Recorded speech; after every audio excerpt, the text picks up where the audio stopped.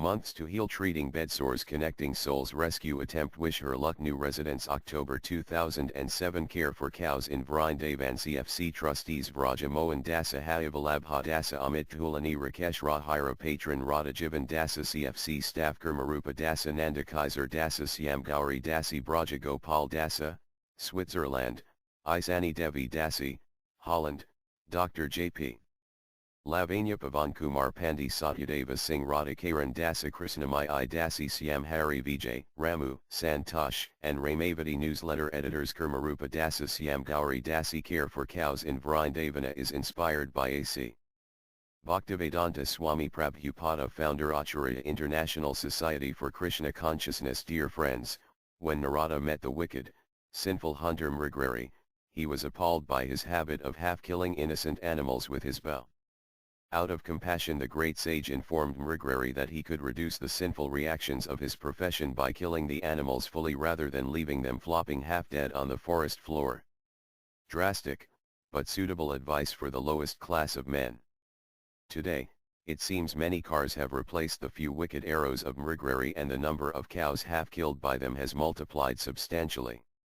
Sadly enough, the trend seems to indicate it will increase further. I wonder how Narada would advise the pilgrims speeding around Vraja. Would he tell them to repeatedly run over the cows they've struck down until they were still? Would he consider the drivers and owners less culpable because they half-kill them accidentally while Mrigrari did so intentionally? Perhaps their acts are less sinful, but sinful nevertheless. People drive fast because they want to save time. But if they injure or kill cows in the process, their cars will only serve to get them to hell on time, or perhaps a bit early. Jaya Sri Guru. Jaya Sri Gopala. Jaya Sri Gomata. The CFC's TAF-CA-REFORCOWS.org Care for Cows in Vrindavan is a charitable trust registered in India, USA, Holland, and Switzerland. Portrait of the month treating bed sores ear shoulder blade ribs hip knee joint ankle joint chest floor elbow hook face bone common bed sore points. Bed sores or pressure ulcers are lesions caused by unrelieved pressure to any part of the body, especially portions over bony areas. Constant pressure on an area of skin reduces blood supply to the area. Over time, it can cause the skin to break down and form an open sore or ulcer. Although completely treatable if found early, without medical attention, bed sores can become life-threatening. Causes: as in humans, cows too can suffer from pressure sores when they are immobilized, most often on the skin over bony areas where there is little cushion between the bone and the skin. Affected areas can range from hair loss and painful red areas on the surface of the skin to severe tissue damage that goes deep into muscle and bone. These sores are hard to treat and slow to heal. Other problems, such as bone, blood, and skin infections can develop when pressure sores do not heal properly. Long-term friction against the skin is another cause of pressure ulcers. Commonly seen in working oxen and bulls in India is an ulcer on the ridge of the neck caused by an unpadded yoke. Treatment focuses on preventing a sore from getting worse and on making the skin healthy again.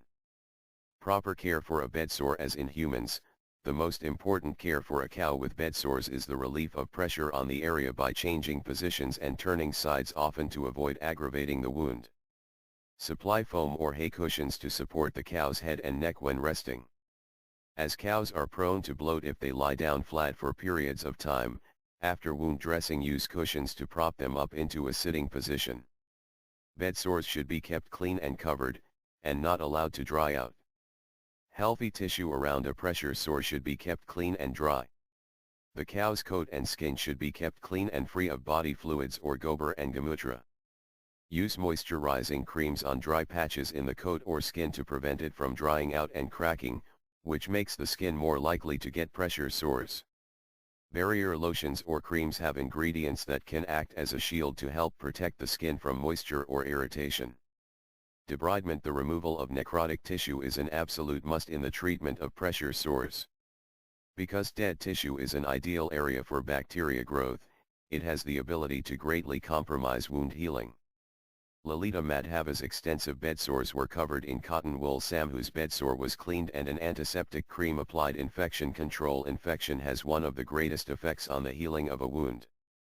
As purulent discharge provides a breeding ground for excess bacteria, it is imperative to thoroughly clean the infected bed sore daily and apply antiseptics. Nutritional support: a malnourished cow does not have the ability to synthesize enough protein to repair tissue. Maintain a healthy diet with enough easily digestible protein to keep the skin healthy. There are currently two major theories about the development of pressure ulcers. The first and most accepted is the deep tissue injury theory, which claims that the ulcers begin at the deepest level, around the bone, and move outward until they reach the skin. The second, less popular theory is the top-to-bottom model, which says that skin first begins to deteriorate at the surface and then proceeds inward. On arrival, rough dry patches in Nicula's coat showed the first signs of pressure sores. 2 weeks later, the extent of the damage was revealed as the hair shed and skin broke open. Antiseptic powder was used on weeping sores and a moisturizing balm applied to dry, healing sores. A pressure ulcer caused by use of an unpadded yoke is sick, injured, or downer cow should be kept on soft, dry bedding. Fine sand laid 10 deep is ideal bedding as it is soft and comfortable, drains moisture away from the body, keeping the cow dry, and has grip, aiding unsteady footing in recuperating patients. Downer cows that are able to actively crawl are often referred to as creepers.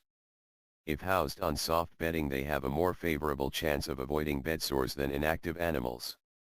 Syamala, a Vrindavan creeper, has been down for 12 months without a single pressure sore due to soft sandy bedding. Sand quickly drains away excess water, enabling downer cows a cool shower on hot summer days. Skin layers: Stage I, Stage 2, Stage 3, Stage 4. Bone: subcutaneous soft tissue skin layers. Bone: subcutaneous soft tissue skin layers. Bone: subcutaneous soft tissue skin layers. Bone: subcutaneous soft tissue. 4. Pressure ulcer stages. Stage I is the most superficial, indicated by hair loss in the coat and redness of the skin that does not subside after pressure is relieved.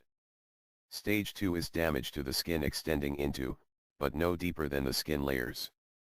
In this stage, the ulcer may be referred to as a blister or abrasion. A wound can appear to be a Stage I wound upon initial evaluation, and actually be re-evaluated as a Stage 2 wound during the course of care. Quick attention to a Stage I pressure wound will prevent the development of a Stage 3 pressure wound. Stage 3 involves the full thickness of the skin, extending into, but not through, the subcutaneous tissue layer. This layer has a relatively poor blood supply and can be difficult to heal. At this stage, there may be undermining that makes the wound much larger than it may seem on the surface. It is a primary site for a serious infection to occur. Stage 4 is the deepest, extending into the muscle, tendon, or even bone. The diameter of the wound is not as important as the depth. Stage 4 wounds are very serious and can produce a life-threatening infection, especially if not aggressively treated.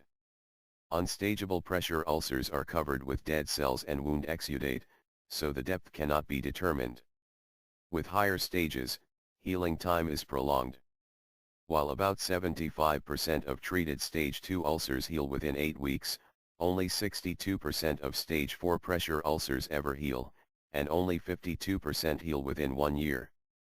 Sushala checks on her injured friend Nicula. Months to heal. Arriving with Sushala mid-September was another car accident victim, Nicula, who took the full impact on his left side, fracturing both front and back legs and several ribs.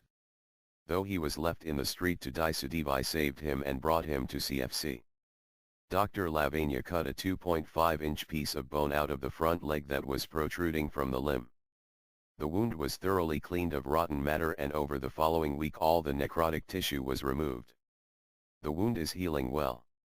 The bone piece reveals that when the bone was fractured it split lengthwise. Front leg fracture with bone protruding from the limb. The cut bone end is visible in the top left corner of the wound. Daily wound cleaning. Nicula's sharp broken femur bone pierced through the skin. Nicula also had a broken femur, a large bone at the top of the back leg. The sharp edge of the bone could be felt under the skin, and great care had to be taken to avoid the bone puncturing the skin.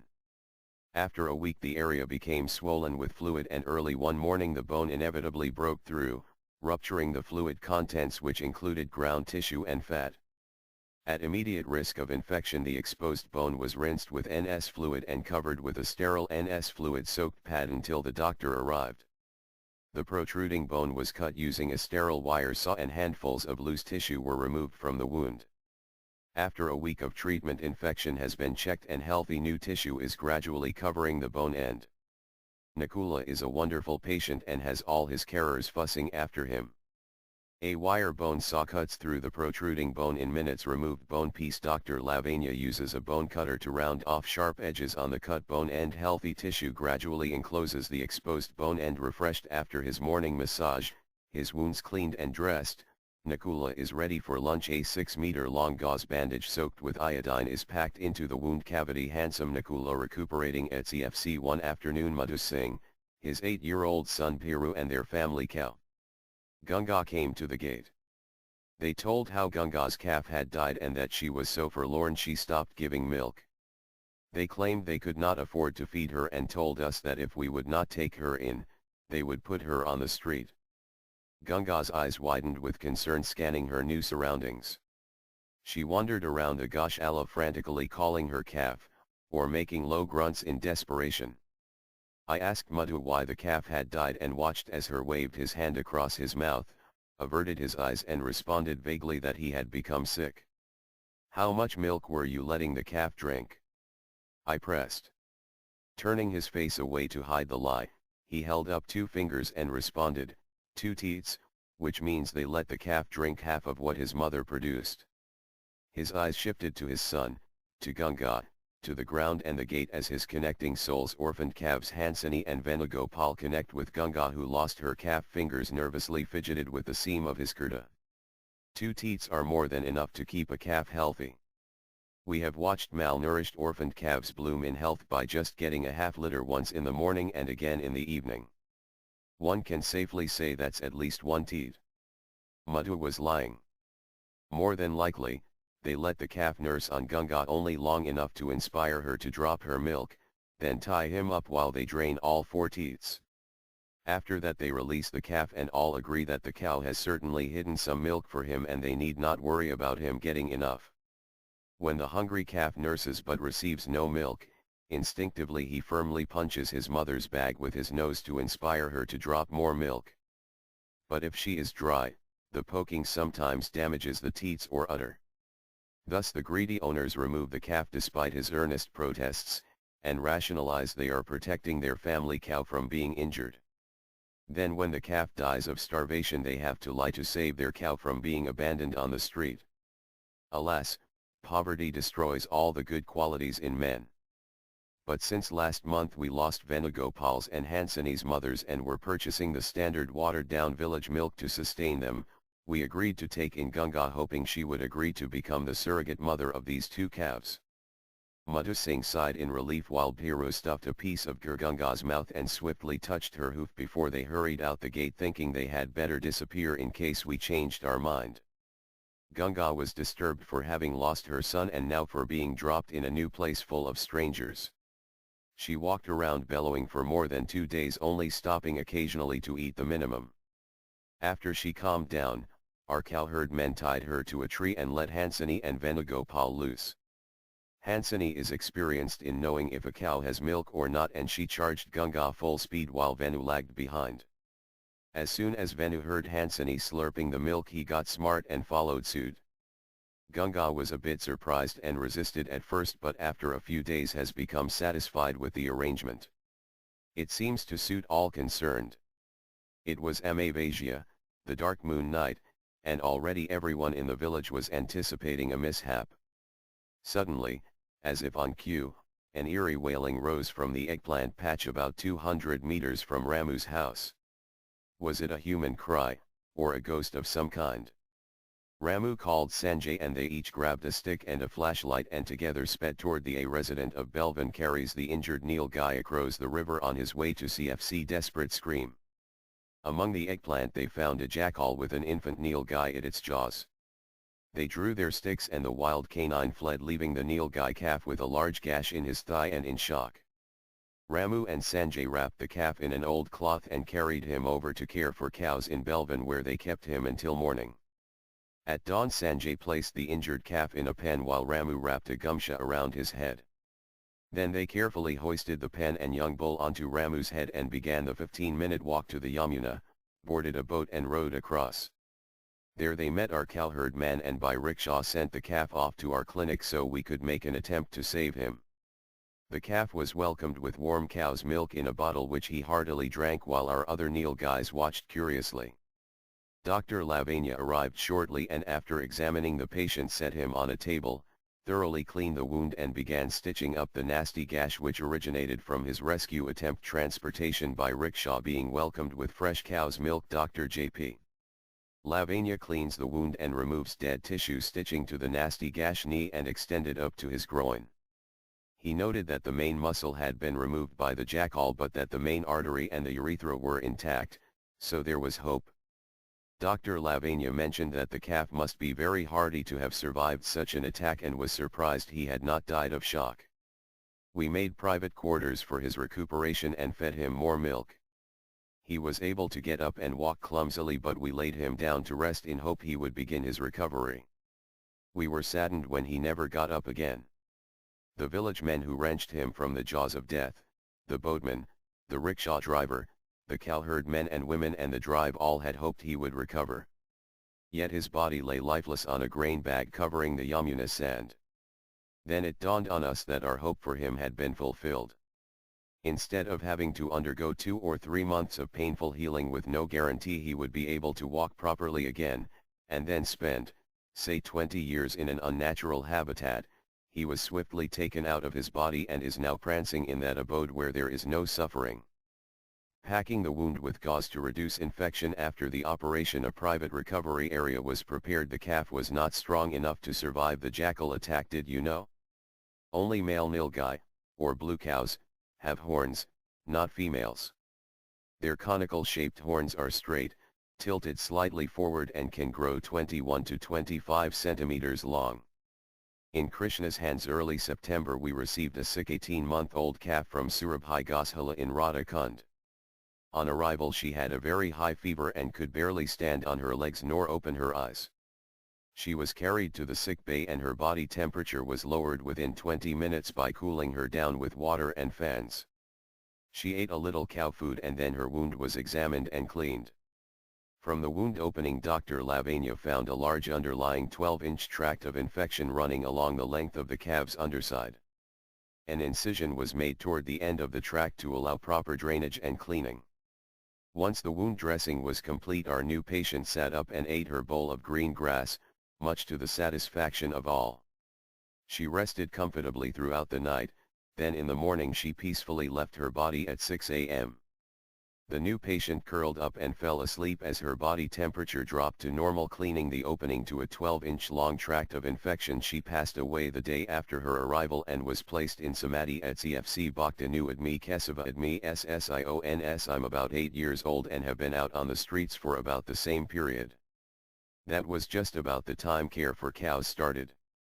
Concerned passers-by have reported my presence to the clinic before, but because I have always been healthy and getting by well enough on my own, I was never admitted. I'm featured on the Care for Cows promotional film and in the present introductory booklet, so I know they have been keeping an eye on me. Recently I got in a dispute with another street bull and my horn got slightly injured. You should have seen the other guy who I ran out of town. Nevertheless, it was reported to CFC that I was sitting on the side of the road with a maggot-infested wound. That evening 2 cowherd men found me and coaxed me along the 1-kilometer walk to the clinic. They fed me well, removed all the maggots, patched me up and are waiting for me to heal before hosting me with the other adult bulls. Let's see how well I can get along with those guys. I'm known for being gentle and compassionate, at least to the orphaned calves. One day Venugopal, still distressed from losing his mother, ran up to me and started trying to nurse on my scrotum. The cowherd men came running to save him as they assumed I would butt him away with my massive head. But when they saw me not only tolerate his vain attempt, but lick his behind as all cows do to their calves, they were impressed. Since my hair is finer than anyone else's at CFC, they have called me Kesava, a name of Krishna which means one who has fine hair. Kesava featured in the CFC video. Kesava's horn wound upon arrival, wound being cleaned above and bandaged below. Gunga to the temple and asked a pundit to chant some protective mantras on some red threads.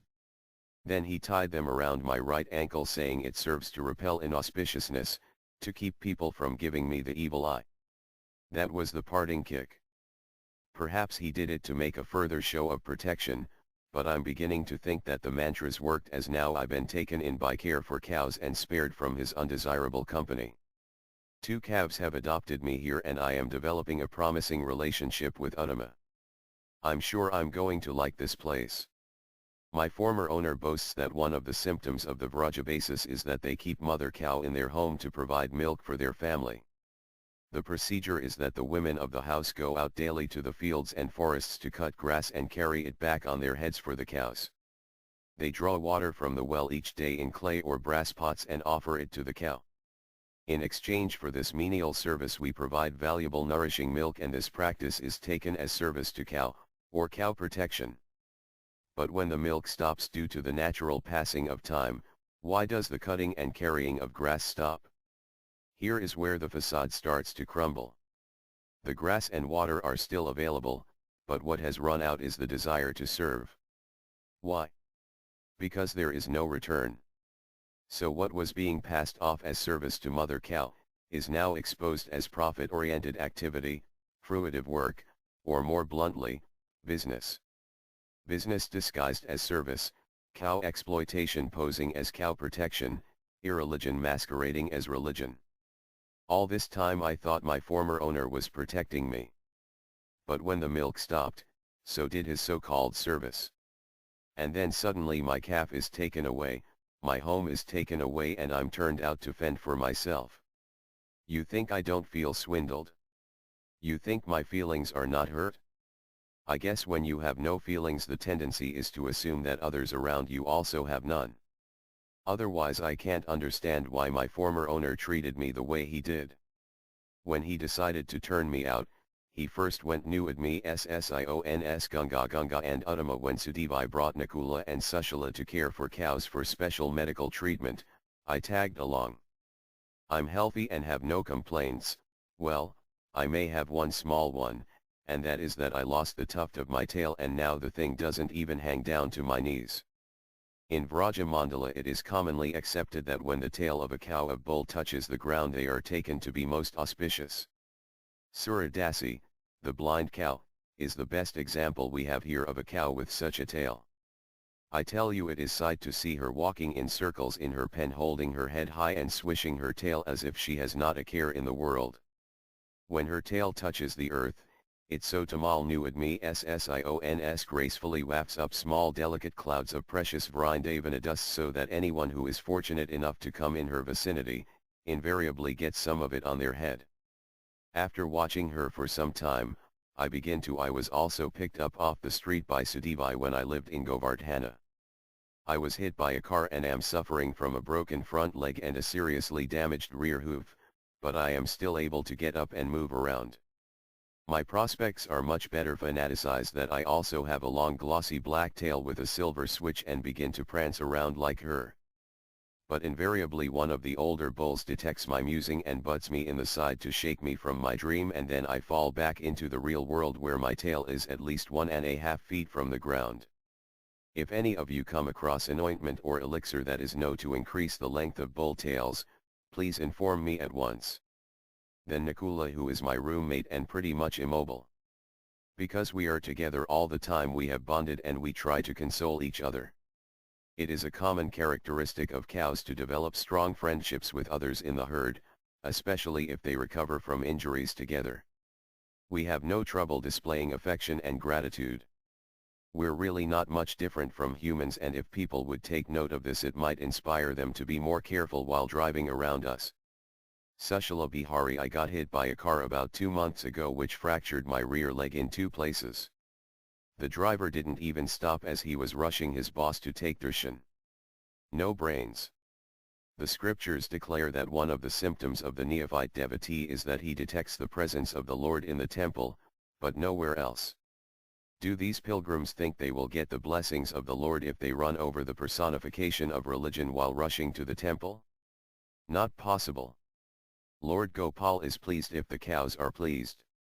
How do you think he feels when we are sad? Use your brains. Drink less buffalo milk. Do you think that putting your Rs.100 or Rs.500 in the Hyundai changes everything?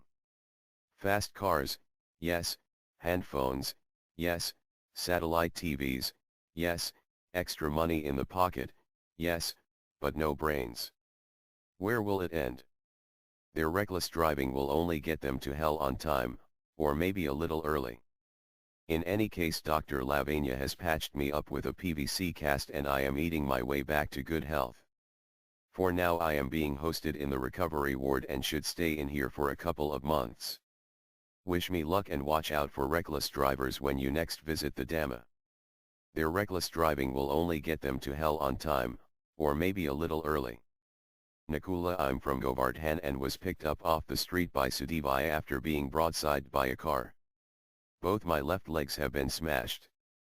Now my prospects are two: I may die from bone infection or depression, or I may live and never walk again. Which do I prefer? Neither. You think because my legs are finished so is my desire to roam in the fields, spar and scourge the earth with my hooves, and jump and dance in the rain? No. Those desires still burn within me, but now my only choice is to tolerate. The only solace for me will be to hear that the pilgrims with cars in Vrajamandala are waking up. They submit themselves to the TV, the cinema, the internet, all of which are bent on destroying Vedic culture.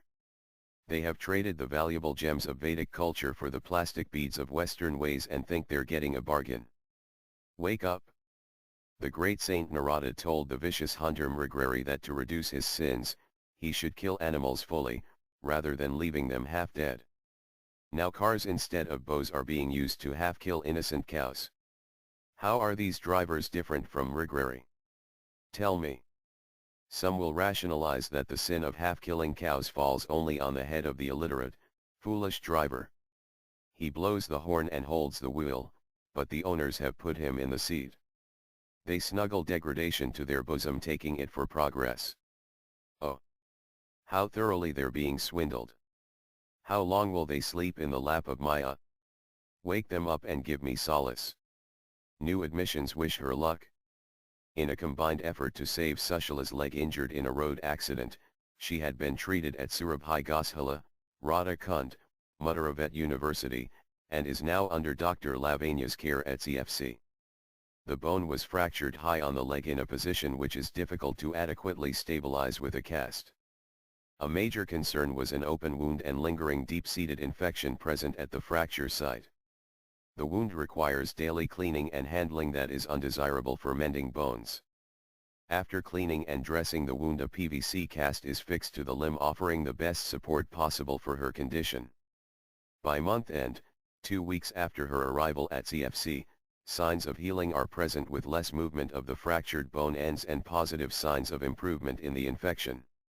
She is eating well and is bright and happy. An antibiotic is infused into the wound. The towel-dried limb is then powdered. A thick absorbent pad covers the wound. Syringes of diluted iodine are flushed into one wound opening and expelled through another. The cast is padded and fixed into place. A removable PVC cast is ideal for fractures that require regular wound cleaning. A PVC support clamp is fixed over the fracture site, bandaging supporting the ends with Vetrap. Back to CFC. Right, Tulasidas returns to CFC after 2 years, this time for medical treatment and recuperation. His back left leg was injured while he was being restrained and branded. Below, Tulasidas boarding at CFC. Photo taken in April 2005. Life on the streets. Go Angiataloma, Tata Sahasra Vatsara Govadi Roravamad High Pace Narantara. Cow killers are condemned to rot in hellish life for as many thousands of years as there are hairs on the body of the cow. Caitanya Karita Mrtaadi Lila 17.166. The cows send their heartfelt thanks to those who assisted during September 2007. Alessandra Petrassi, Italy. Alla Nikolaeva, USA. Amit Vikram Rangarajan, UK. Ananda Dasa, Guatemala. Anastasia Tsitsishvili, USA. Anonymous, Singapore. Barry Edwards, USA. BJ Parker, South Africa. Braja Gopal Dasa, Switzerland Bronco Burrow Croatia David Eller USA David Kazanau USA Dhruva Maharaja Dasa, India Dhruva Singh India Dina Sarana Dasa USA Diptaman Chatterjee India Drive Rakesh Agarwal India Harish Bassi UK Irmantas Emades Lithuania James Carvalho USA Jayadeva Gosvami Dasa USA Jayesh Patel UK Katha Kanwar USA Kesava Swami India Ketan Vilani, UK Labangalatika Dasi India Living Force Publishing USA Madhusudana Dasa USA Mahesh Goyal USA Mariana Polinsky USA Maria Janina USA Natalia Johnson USA Pankaj Vora India Pradipta Chatterjee USA Pranal Bharath South Africa Radha Karan and Krishnamai, India Radha Jivan Dasa, India Radha Mohan Savak, India Radha Patti Dasa India Rohini Devi Dasi India Saranam Oliver USA Sriman Jugo India Swan NG UK Suresh Vajiani, UK Vananath Dasa USA Varun Janeja UK Vidyasagar Lakand USA Vishal Kapil India Visvam Harapriya Dasi USA Vrindavan Lila Dasi USA Connect to Vrindavan by sponsoring one or more of our many residents care for cows in Vrindavan.